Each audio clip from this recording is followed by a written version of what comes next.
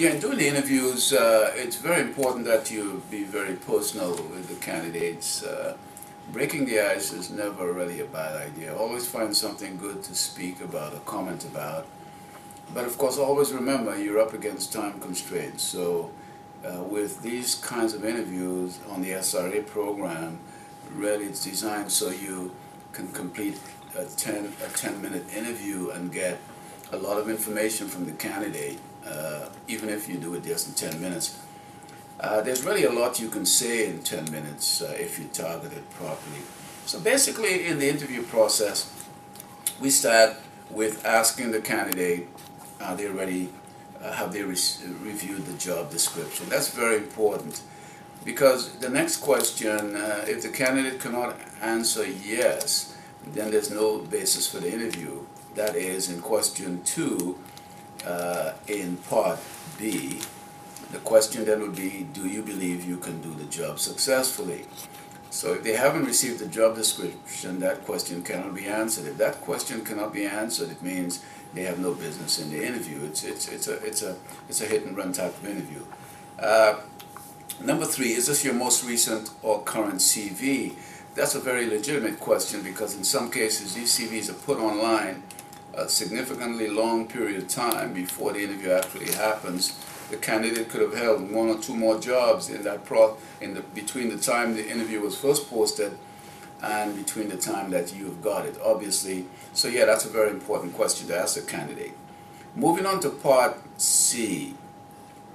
Do you know that this is the first of 2 interviews? It establishes the process that no decision really can be made on the first interview.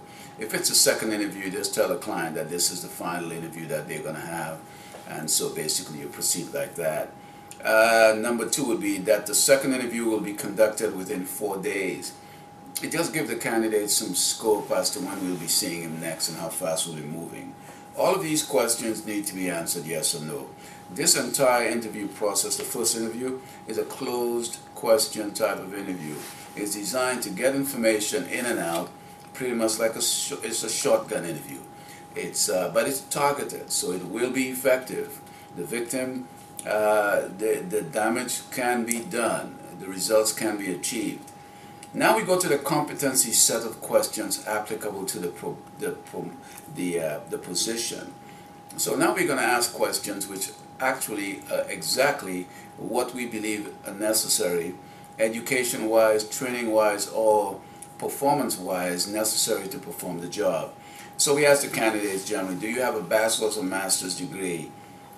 In the case of an HR position or any position, we then go to a bespoke type of a junior qualification like CIPD or any CPDs or any certificates that or certifications that they've got.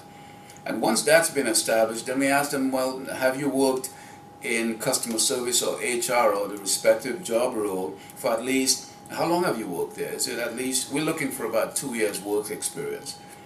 And then you ask them what they've done specific to the role that's dominant in the role. Like in the case of HR, it would be face-to-face interviews, in which case basically you will be asking how many face-to-face interviews you've done significant to warrant a position with us, where face-to-face interviews are dominantly what's required. So in this case of an HR executive, we'll be looking for 60 face-to-face interviews. And then you may ask a side question which deals with performance, like, have you ever developed training schemes? Okay, and of course the magical question we ask everybody is, have you been fired from any job within the last 5 years?